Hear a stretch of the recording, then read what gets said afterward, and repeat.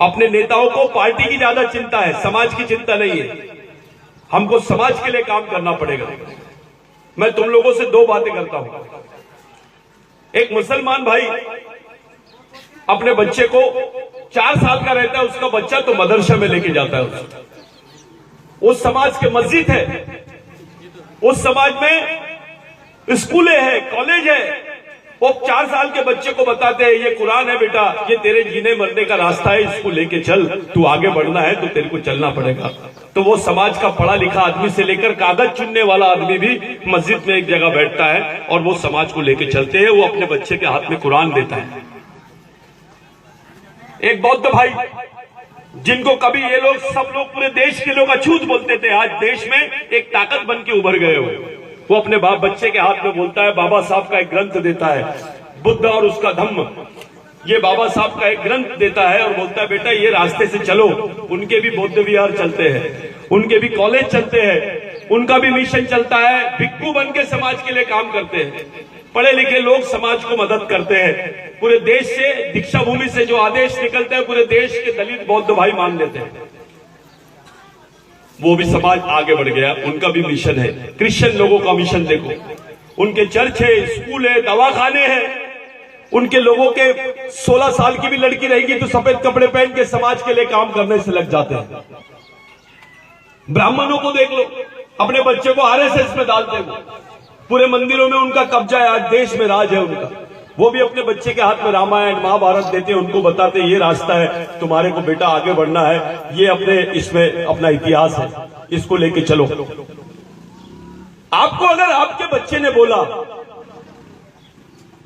आपके बच्चे ने आपसे पूछा कि मैं कौन हूं इस देश में, मेरा इस देश में क्या अस्तित्व है, मेरे को कौन से रास्ते से जाना है, कौन से रास्ते से बचना है और मेरे को किस तरीके से जीना है, अगर आपको पूछा तो मैं आपसे पूछता हूं कौन सी किताब देंगे अपने बच्चे के हाथ में आप लोग? क्या है आपके पास? क्या बचा है अपने समाज में देने के लिए? अपने बच्चों को, आने वाली पीढ़ी को बचाने के लिए तुम्हारे पास कुछ है क्या? नहीं है।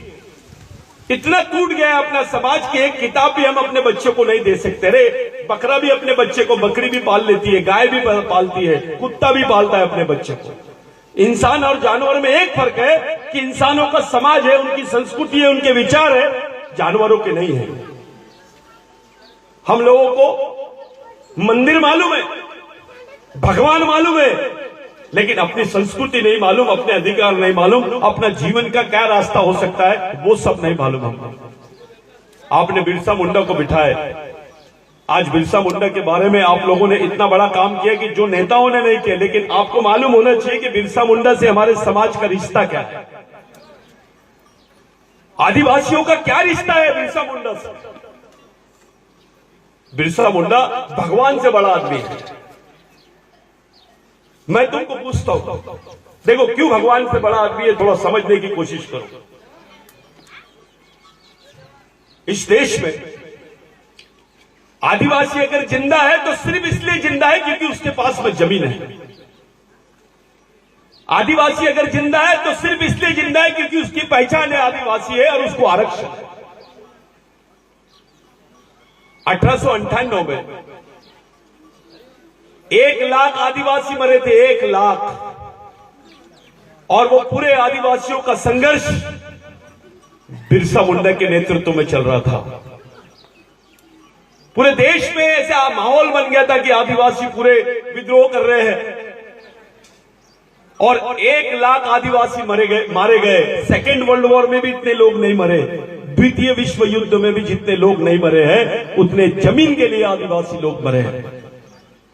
और उसी से घबरा के अंग्रेजों ने ब्रिटेन में कानून बनाया।